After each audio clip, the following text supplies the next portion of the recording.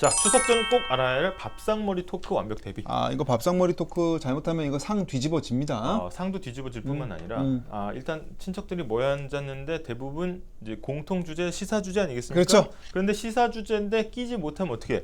고개를 푹 숙이고 그렇죠. 계속 추석 음식 먹어야 되니까. 그러다가 비수에 찔려. 그렇죠. 상처되는 질문에. 그래서 미리 대비를 해야 됩니다. 미리 상식도 챙겨가시고 네. 또 갑작스러운 또 기습 공격에 대응할 수 있는 5개만 알면 되는데 문제는 이 5개가 질문도 있고 답변도 같이 들어있다. 그렇죠. 그래서 바꿔 말하면 여기 있는 질문 하면 돼, 안 돼? 사실상 깊이 질문. 요거는 저희가 최소 징역 2년 이상짜리 질문들만 가지고 왔습니다. 요 질문 하면 안 돼. 안 되지만 혹시 받으면 당황하지 말자. 당황하지 말고 밀어내자. 자, 먼저 5위부터 보겠습니다. 5위. 자, 얘야. 이거 너 취업은 어떻게 돼가냐? 이거는. 이거 지금 성대모사 들어갔는데. 이거 징역 5년 이상. 이건 작은 아버지 목소리. 중형이에요, 중형. 취업 준비생한테 아예 비수를 정면에서 꽂는. 효거라. 너 졸업한 지 얼마나 됐지? 이거는. 자, 먼저 취업은 나왔을 때 어떻게 답을 해야 되는가? 이 모범 답안인데 좀 딱딱하긴 해요. 딱딱하긴 하네. 작은 아버지. 고용의 질이 뚝뚝 떨어지고 있습니다. 네. 이런 식으로 답을 해야 돼요. 이렇게 하면은 그 다음에는 별로 얘기를 안 할 거예요. 근데 뭔 소리니? 이럴 거 아니야. 그럼 일단 작은 아버지 딩딩닭도 안 보셨어요? 그래프 있잖아요. 이게 이제 3월부터입니다. 3월부터. 연간이 아니야. 네, 연간 3, 4, 5, 6, 7, 8로 보는데 취업자 어때요? 점점. 이제 줄어들고 있어요. 근데 여기서 핵심이 뭐야? 뭐라고 돼 있어? 60세 이상 제외 시. 60대를 빼면 다 마이너스입니다, 지금. 네. 근데 이게 뭐 세대별로 싸우자는 건 아니고 60, 70대, 그러니까 60대 이상의 일자리 당연히 중요합니다. 왜? 그렇죠. 이것도 노인 빈곤을 막기 위해서는 사실 일자리로 하는 게 가장 큰 복지예요. 일자리가 사실 고르게 늘어야 되는데 이걸 빼니까 마이너스라는 게 문제예요. 아니, 좀 대기업도 이런 데는 또 많이 들어가잖아. 할 때. 대기업 일자리. 이거야. 이거 캡처하셔야 돼. 이거 이거 주세요. 요거 태블릿 넣어가셔야 됩니다. 요거 태블릿 넣으셔야 됩니다. 대기업 절반이 아직 채용 미정이다. 사실상 채용이 없는 거예요. 채용 없다고 봐야 돼요. 근데 미러키에서 온 시래기님이 또 강한 반론 내셨네. 요즘 젊은 것들은 고생을 몰라. 그렇죠. 이공격. 이것도 사실은 세대 공감 좀 들어가야 되는데 여기서 우리가 또 얘기하는 거죠. 네. 아니 고생한다니까 지금. 그죠? 우리 고생한다 이거야 지금. 아니 근데 이게 이 얘기는 해야 돼요. 젊을 때 고생하라는 말 속에는 뭐가 생략돼 있냐면 젊을 때 고생하면 좋은 날이 미래에 온다 이건데 그렇죠. 지금 상황에서는 과거에는 한 번도 있지 않았던 저성장 시대로 들어가는 거거든요. 그렇죠. 이게 과거에 예를 들어서 처음에 신입사원 입사해가지고 고생하겠죠 당연히. 그렇죠. 그리고 월급도 적을 거 아니야. 그러면은 사실 뭐 거기서 고생은 하겠지만 대리, 과장 이렇게 쭉쭉 올라가면 사실은 월급도 늘어나고 이제 좀 일도 좀 편해지고 한다는 게 사실 어른들의 이제 시선인 거죠. 자, 그 다음에 4위로 가보겠습니다. 네. 4위. 자, 뭐 먹고 싶니? 뭐 먹고 싶니? 뭐 먹고 싶니? 특히 이제 10대 조카들. 10대 조카들. 이거 자체를 물어보면 일단은 2가지 어려움에 봉착합니다. 자, 뭔지 못 알아듣는 분들도 있을 수 있고, 첫째는 마라탕. 마라탕으로. 이거 뭐야? 이럴 수 있고, 두 번째는 뭐가 뭔지 알긴 알지만 너 그런 걸 먹으면 어떡하니? 뭐 이러면서 이제 이건 최악이야. 마라탕 어떻습니까? 맛이? 그렇죠.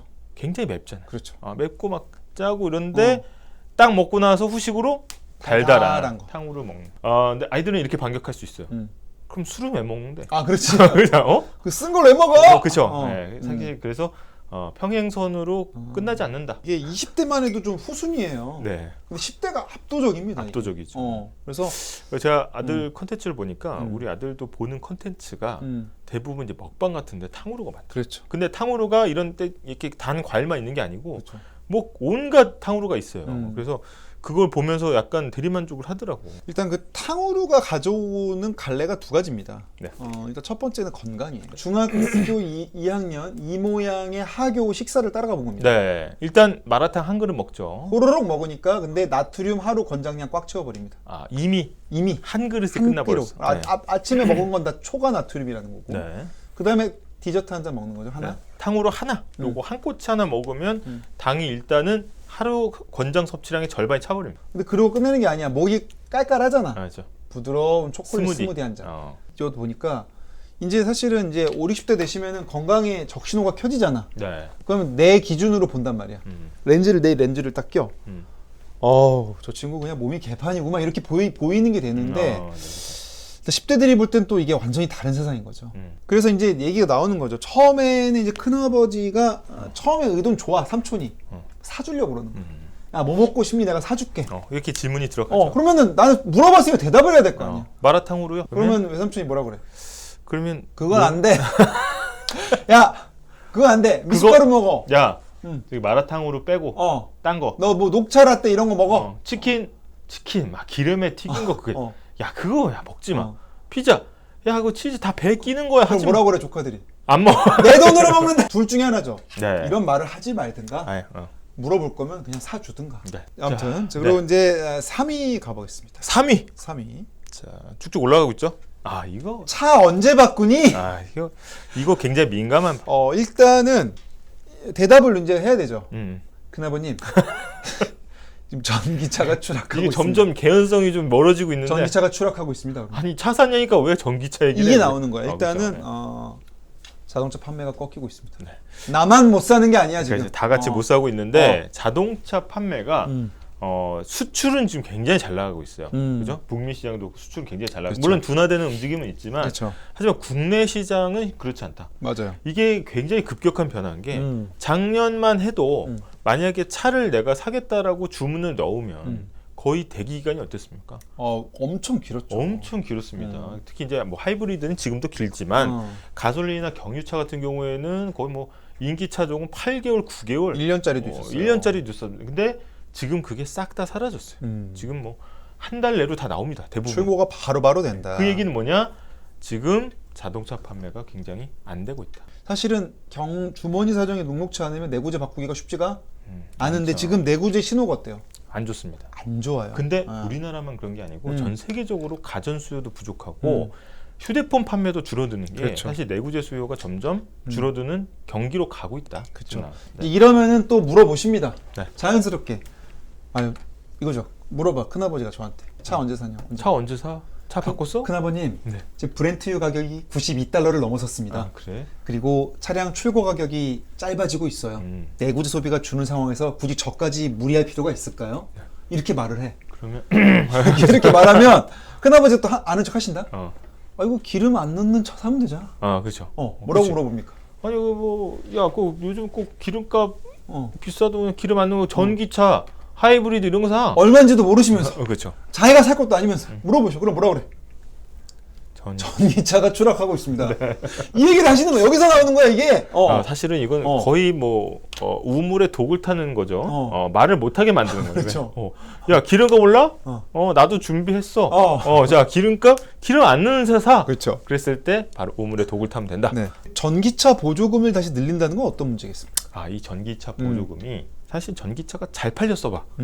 보조금이 계속 나가잖아 전기죠. 그렇죠. 그럼 보조금이 금방 이 전문 용어 들어갑니다. 앵꼬가 납니다. 그렇죠. 네. 야 이제 안 줘도 막 잘도 사네. 고만 해도 되겠네. 그런데 전기차 보조금을 더 올린다라는 건 뭐냐? 잘 안 된다는 얘기야. 보조금이 남는다는 얘기. 네. 그렇다 보니까 그러면은 정부만 보조금 주면 호구잖아. 그렇죠. 자동차 회사도 좀 낮추라고 할 거 아니겠어요? 그렇죠. 실제로 지금 할인, 세일, 정부 기업 총력전 들어가고 있다는 기사가 지금 나오고 있어요. 기업 같은 경우 뭐 염 총장은 잘 알겠지만 이 재고 관리가 진짜 생명입니다. 그렇죠. 특히 제조업 같은 경우는 재고 관리가 생명인데 그렇죠. 이 차량도 사실 연식이 바뀌거나 생산 일자가 멀어지면 그렇죠. 가격은 뚝뚝 떨어지게 돼 있어요. 그렇죠. 그렇기 때문에 이걸 추가적으로 480만 원 추가 할인했다라는 얘기는 뭐냐? 요걸 마진을 손해 보고라도 그렇죠. 빨리 빼버리는 게 훨씬 좋다는 거죠. 게다가 이번 추석이 또 고비가 될 수 있습니다. 왜 고비냐? 이번 추석이 지난해 추석 때보다 이동량이 늘어요. 연휴도 길고 거기다가 코로나도 끝났으니까 그렇죠. 확실히 늘어. 그럼 차도 많이 나올 거야. 그래서 이번에 전기차가 고속도로에 10만 대 이상 나올 거라는 거예요. 지금. 그렇죠. 많이 나오죠. 근데 문제가 있죠. 그러면 충전기가 1000대입니다. 지금 1000대. 그러면 충전을 해야 어딘가 갈 테고 사실 지금 전기차가 성능이 좋긴 좋지만 그렇죠. 사실 그냥 편도로 딱 가고 말 거 아니잖아요. 그렇죠. 왔다 갔다 하다 보면 충전 소요가 있다. 아니 잘 생각해 보세요. 물론 10만 대가 하루에 다 나오진 않죠. 그렇죠. 막 보수적으로 잡아서 10분의 1로 나누자 이거야. 그럼 10만 대가 뭐 하루에 10,000대씩만 나온다고 쳐보자고요. 보수적으로. 그럼 10,000대가 어쨌든 1000개 가지고 경쟁해야 돼. 그러면은 몇 대 몇입니까? 10대 1이지. 10대 1의 경쟁력. 그럼 내가 충전하러 가면 9대가 앞에 줄 서 있는 거야. 정리해보자면 이제 큰아버지의 답변은 어떻게 답해야 되느냐 나오는 겁니다. 큰아버지가 물어보실 때 야, 너 차 바꿀 때 안 됐냐? 차 언제 바꾸냐? 하면 큰아버지 국제유가가 $100를 녹화하는 상황에서 현재 내구재 소비가 줄고 있습니다. 야, 저까지 무리할 필요는 없을 것 같고요. 준비했지. 야, 어디 기름차만 있냐? 너 지금 뉴스도 안 보냐? 막 전기차도 있고 하이브리드 차도 있고. 큰아버님, 전기차 430만 시대의 충전 인프라는 태보적인 상황입니다. 그리고 결정적으로 영국도 두 손 다 들었답니다. 여기까지 하면 완벽한 마무리가 됩니다. 그래, 완벽한 마무리. 영주님이 큰아버지한테 따박따박. 아니죠. 이거 요약해서 그런 거고 이걸 좀 잘 풀어서 부드럽게. 지진님, 큰아버지 담배 피우러 나가서 이러면서 2위 가야 됩니다. 2위. 점점 수위가 좀 높아져. 2위는 이건 쉽지 않아. 2위는 제가 볼 때 요거는 징역 20년 이상입니다. 2위. 2위 바로 집은 언제 사니? 네. 요거라. 너 집은 언제 사니? 집 언제 사? 그때 뭐라고 답변합니까? 지금 건설사들이 줄도산하고 있어요. 큰아버님, 건설사들이 줄도산하고 있습니다. 이렇게 나가면 돼요. 근데 요거 한번 좀 봐야 됩니다. 요거 이게 이제 나오는 게 이거죠. 폐업 건설업체한테 늘고 있어요. 이게 1월에서 8월인데 사실 1월부터 9월까지 9월 중순 거의 말까지 수치를 보면은 이제 종합건설사 수준은 한 400곳이 넘었습니다. 이게 200곳에서 400곳으로 그새 150 거의 150곳이 늘어난 거죠. 근데 이게 날수로 치면은 한 9개월 좀 못 되기 때문에 한 270일이면 거의 하루에 1.5개씩 망한 거예요. 망한 건데 문제는 얘가 망하면 그럴 수 있어요. 자본주의 사회고 시장경제 체제니까. 그러니까 아니 못하는 놈이 망해야 잘하는 놈이 살고 그래야 또 밑에서 올라오고 선순환 아닌가 이럴 수가 있는데 그게 아니라는 거지. 큰아버지가 주로 그러신가 보다. 그게 아니라는 거지. 왜냐하면 종합건설사가 망하니까 어떤 일이 벌어집니까 지금? 이 종합 전문 건설업체까지 더 많아 지금. 여기서 폐업이 100곳 늘어나니까 여기서는 300곳이 늘어납니다. 요게 바로 이제 가장 큰 문제점이 뭐냐면 역대 정부가 들어서면 가장 먼저 경기를 부양하는 게 건설업. 그렇죠. 왜? 일단 건설사가 뭘 하나 뚝딱 짓기 시작하면은 그게 하청으로 가면서 전후방 효과가 커요. 굉장히. 그리고 굉장히 즉시적으로 나타납니다. 언제 그 배터리 R&D 해가지고 그거 가지고 신제품 만들고 언제 팔어? 지금 당장 정권이 들어섰을 때 건설업 붐업 시켜가지고 돈 쫙 풀고 경기 좋아지고 하는 걸 노리기 때문에 대부분 이 건설업의 사람들이 굉장히 이제 목을 맵니다. 그러면 이제 이게 건설사가 왜 폐업하고 있냐 이거를 봐야 되는 건데 건설사가 폐업하는 이유는 뭡니까? 건설사는 건설해서 집을 팔면 폐업할 일이 없잖아요. 근데 가장 큰 거는 일감이 사라지기. 그렇죠. 아예 집을 지을 일 자체가 사라져 버리는 현상.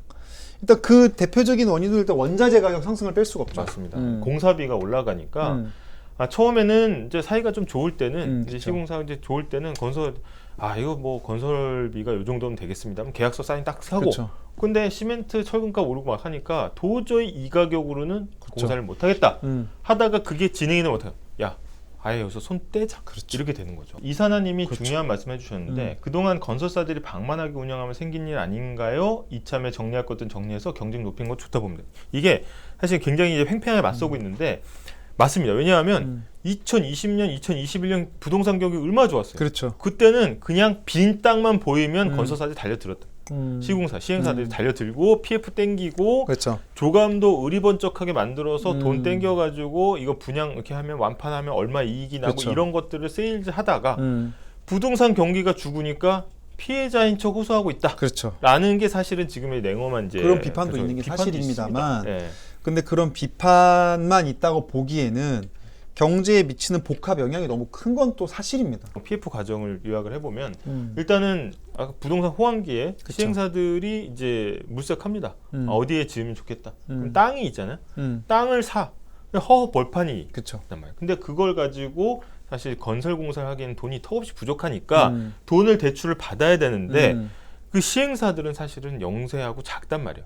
대출을 해주겠어요? 안 해주죠. 그러니까 이 건설을 하는 건설사들한테 지급 보증을 받습니다. 그러니까 보증이 들어가는 거야. 그러니까 은행은 시행사를 보는 게 아니고 건설사를 보고 돈을 빌려준 거죠. 야 이거 망가지면은 건설사가 돈 물어낸데, 야 뭐 대우건설이니 그렇죠. 의리의리한 뭐 건설사니까 설마 이 돈 떼먹기 하겠어? PF 대출이 나갑니다.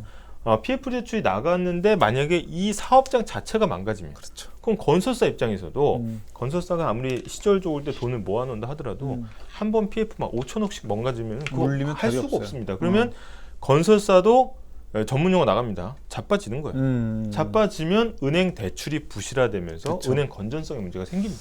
네. 이제는 물어보셔야죠. 너무 이렇게 오래 돌아가는 것 같긴 하지만, 야, 너 집은 안 사냐? 집 언제 사냐 너? 이렇게 하면.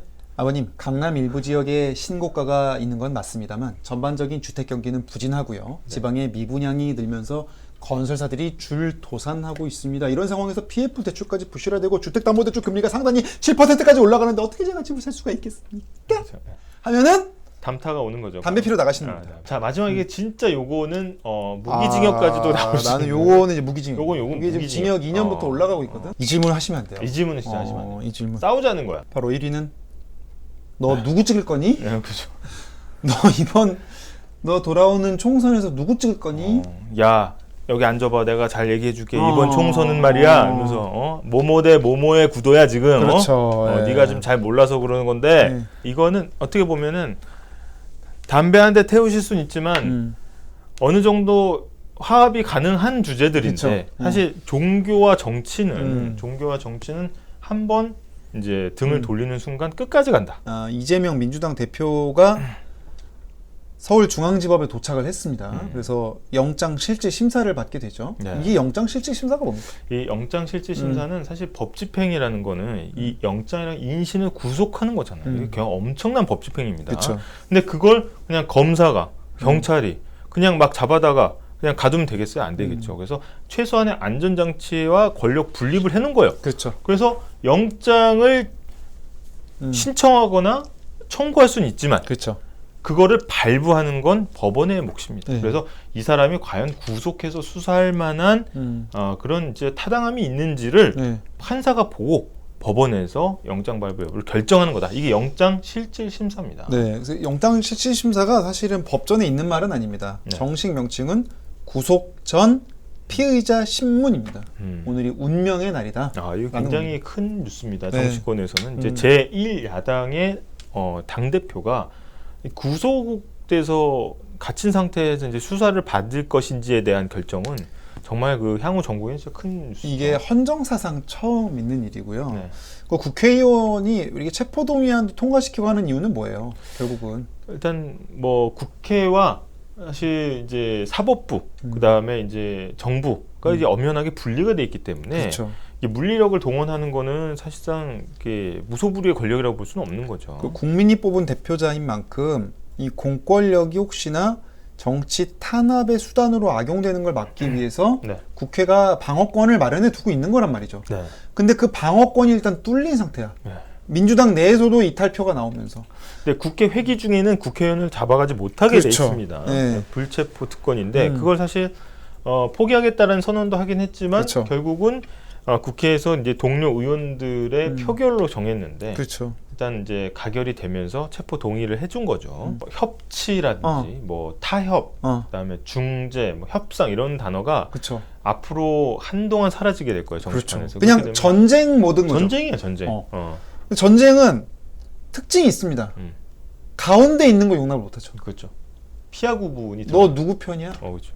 너 똑바로 말해. 너 첩자냐? 이렇게 되는 거예요. 전쟁 중이니까. 전쟁 중이니까. 이게 평화적인 상태에서는 너도 맞고 너도 맞다. 너도 그러고 너도 그러다가 돼요. 근데 전쟁 중에는 그게 용납이 안 된다는 거. 이 모 철학자는 그런 얘기를 했습니다. 전쟁이 시작하는 순간 가장 먼저 총을 맞는 희생자는 진실이다 이런 사람이 있어요. 그러니까 일단 전쟁 중에서는 이기는 게 목적이지. 야 우리 진짜 이게 맞는지 한번 국회에서 따져보자. 이게 안 된다는 거예요. 그래서 굉장히 우려스러운 상황인데. 그러면 기각이 되면 어떻게 되냐? 기각이 되면 사실 다시 당대표의 직무를 수행하겠죠. 그러면 이것도 좀 문제인 게 민주당 내에서 개파 갈등이 굉장히 치열해질 겁니다. 민주당에서 이제는 만약에 이재명 대표가 살아서 돌아온다 그러면은 누가 찬성 찍었니? 그렇죠. 이렇게 될 수밖에 없. 이미 그런 움직임이 나타나고 있고 이미 그런 움직임이 상당히 진행되고 있습니다. 그게 또 내년 총선을 앞둔 상태에서 벌어지다 보니까 당내 갈등이 또 격심해질 수가 있는 거죠. 맞습니다. 근데 그러면 어쨌든 우리나라 제1야당 의석이 제일 많은 정당의 내홍 사태는 역시 그것도 정치의 멈춤을 유발할 수 있고 네. 그럼 당연히 필요한 정책이나 어떤 민생 법안 처리가 당연히 방해 요소가 된다. 그래서 어느 쪽이 되건 간에 굉장히 국민들 입장에서는 타격이 올 수가 있다라는 거죠. 맞습니다. 이런 상황에서 인사청문회 걸려 있죠. 아, 그렇죠. 녹록치 않습니다, 지금. 아까도 제가 강력합니다. 예, 그러면 무조건 만약 이분들이 인사청문회가 난항을 겪는다. 그래서 국정에 또 차질이 생기는 거예요. 어쨌든 그 부처 입장에서는 네. 리더십 공백이 생기는 거고. 그리고 아까 말했잖아요. 벌써 대법원장 공백. 아, 그렇죠. 사실 이 정치의 부재가 가져오는 여러 가지 사회에 미치는 여파들이 지금 다양한 분야에 나타나고 있다는 거. 그런 것들이 우리의 삶에 영향을 준다는 거를 좀 꼭 알아야 되지 않을까. 누구 찍을 거니?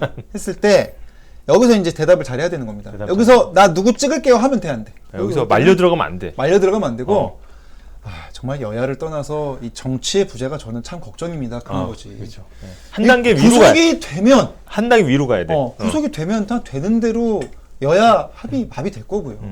구속이 안 되면 안 되는 대로 또 당내 갈등. 게다가 또 국민의힘대로 청문회 있지. 거기다 수도권 지지율 때문에 국민의힘도 공천 파동이 날 수 있어요. 그런 문제. 그러면 이제 큰아버지한테 그래, 네 말이 맞다. 그러면 우리 정치가 어떻게 되겠습니까? 이 정치라는 건 사실은 이 자원을 배분하는 합의의 민의의 전당인데 저는 그게 아쉽네요. 라고 하면 큰아버지가 뭐라고 그래? 담배 피러 가시고 대답한 걸 까먹어. 질문한 거. 내가 뭐 질문했더라? 이러고 끝나는 거. 그때 아시안 게임은 MBC 하고 아시안 게임은 MBC. 금메달 딴대요. 그래. 어디 보자. 피디님 저는 명절에 제가 출마하려고요 하고 대답하면 화기애애의 정치 대화가 이것도 약간 이제 정치 혐오론에 약간 편승해서 자연스럽게 유머로 넘어가는. 호주머니님 친척 모임이 아니라 100분 토론이에요. 이게 시작이 중요합니다. 그렇죠. 근데 시작이 그거 말이야, 구속 그거 영장 그거 말이야. 이러면서 하면 빨리 화제를 돌려야 돼요. 그쵸. 이런 얘기 하면서 한 단계 위에서 조망해 보면 사실은 그 여야가 없다. 네. 라는 거고. 그래서 이제는 정리되시겠죠. 네. 추석 전 꼭 알아야 할 밥상머리 토크 완벽 대비. 이 정도면은 거의 뭐 완벽하게 막았습니다. 어떤 질문 나와도 네. 다 받아낼 수 있는. 뭐 큰아버지 작은아버지가 뭐 밥상머리 빌런이야 또 그건 아니에요. 그건 아니에요. 네. 고모가 그러실 수도 있고 이모가 네. 그러실 수도 있다. 다만 이제 우리가 이런 배경 지식을 알면 좀 대화하기가 좀 수월해지니까 저희가 그런 차원에서 한번 나온 것들도 한번 싹 정리를 해드렸습니다. 딱 질문 들어오면 그거 3번 질문이시구나. 알고 있었어? 알고 있었어.